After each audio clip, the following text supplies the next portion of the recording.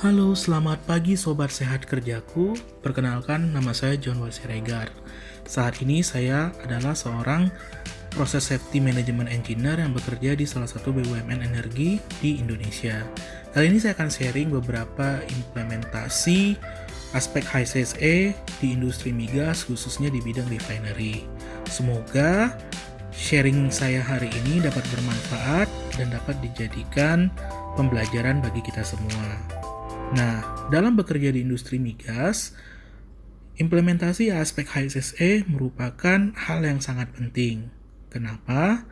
Hal ini dikarenakan resiko kecelakaan kerja dan juga penyakit akibat kerja di bidang ini dapat dikatakan cukup kompleks jika dibandingkan bekerja di industri lain.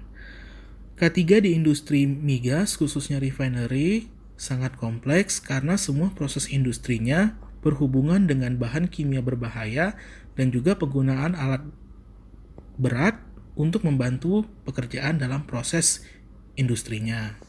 Nah, secara sederhana, kita menjabarkan implementasi aspek HSSE melalui Life Saving Rules.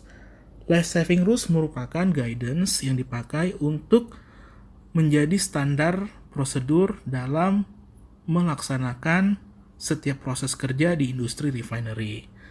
Ada beberapa hal yang bisa saya sharingkan, antara lain sebagai berikut.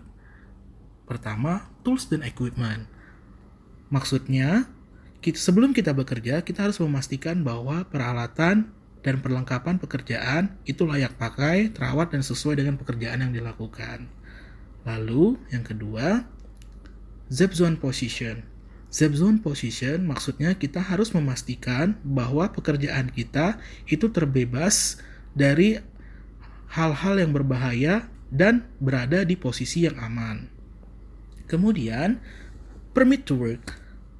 Permit to work adalah maksudnya bahwa setiap pekerjaan yang kita lakukan harus sudah memiliki izin kerja sesuai dengan tingkat resikonya. Jadi, sebelum kita memulai bekerja, kita harus sudah memastikan kita telah memiliki permit to work untuk memulai pekerjaan tersebut. Lalu, ada yang namanya isolation. Isolation maksudnya adalah kita memastikan bahwa energi sudah diisolasi sebelum melakukan pekerjaan. Sesuai dengan standar prosedur yang berlaku, contohnya adalah LOTO, Lockout, Takeout. Nah, isolation itu biasanya dilakukan pada pekerjaan listrik. Lalu, ada juga yang namanya confined space. Nah, confined space artinya kita memastikan bahwa kita memiliki otorisasi dan izin kerja yang valid serta telah diketahui oleh pihak yang berwenang sebelum kita masuk ke dalam ruang terbatas. Contoh dalam industri refinery adalah sebelum kita memasuki tangki, seperti pekerjaan pembersihan tangki dan juga perbaikan tangki. Kemudian, kita memiliki yang namanya lifting operation. Lifting operation maksudnya kita harus memastikan bahwa semua pekerjaan yang berhubungan dengan penggunaan alat berat itu terencana, terawasi, dan dilaksanakan oleh personil yang berkompeten. Jadi, pekerjaan yang berhubungan dengan alat berat itu harus diawasi serta dilakukan secara tepat sesuai dengan prosedur yang berlaku. Kemudian, kita juga mengenal yang namanya fit to work. Fit to work artinya sehat sebelum memulai bekerja.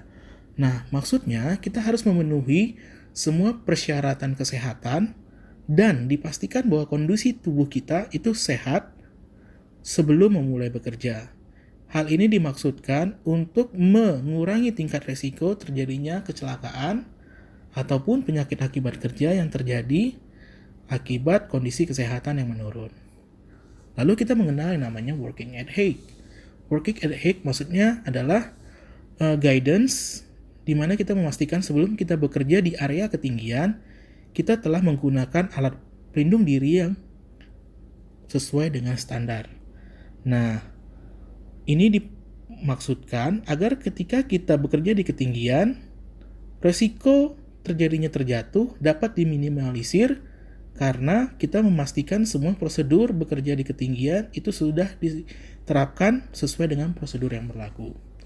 Lalu, ada yang namanya personal flotation device, yaitu adalah kita memastikan bahwa alat pelindung diri yang digunakan saat bekerja di area yang memiliki potensi tenggelam itu digunakan secara benar sesuai dengan prosedur yang berlaku. Hal ini untuk meminimalisir terjadinya risiko tenggelam di pekerjaan-pekerjaan di area perairan, seperti di area pelabuhan maupun di atas perairan lainnya. Kemudian, kita mengenal yang namanya system override. System override artinya kita mendapatkan izin dan otorisasi sebelum melakukan override atau yang namanya bypass untuk menonaktifkan peralatan-peralatan safety critical equipment. Nah, system override itu dilaksanakan oleh pihak yang berwenang karena berhubungan dengan safety critical equipment. Lalu kita mengenal juga yang namanya asset integrity. Asset integrity ialah pemeliharaan, inspeksi, pengujian semua fasilitas perusahaan sesuai dengan prosedur yang berlaku. Lalu, terakhir kita mengenal juga yang namanya driving safety. Driving safety maksudnya adalah kita memastikan bahwa setiap pekerja yang membawa kendaraan ke area industri ataupun ke area pabrik itu telah mematuhi peraturan keselamatan berkendara yang berlaku, seperti penggunaan seat belt, lalu juga memiliki surat izin mengemudi, kemudian juga mengetahui semua rambu-rambu keselamatan di jalan, sehingga setiap pekerjaan yang berhubungan dengan safety driving itu telah sesuai dengan prosedur ataupun aturan yang berlaku. Ya, itu saja yang bisa saya sharing kepada teman-teman. Semoga implementasi aspek HSSE ini bisa menjadi pembelajaran bagi kita semua. Terima kasih. Salam hangat dari saya, John Siregar. Sampai bertemu kembali.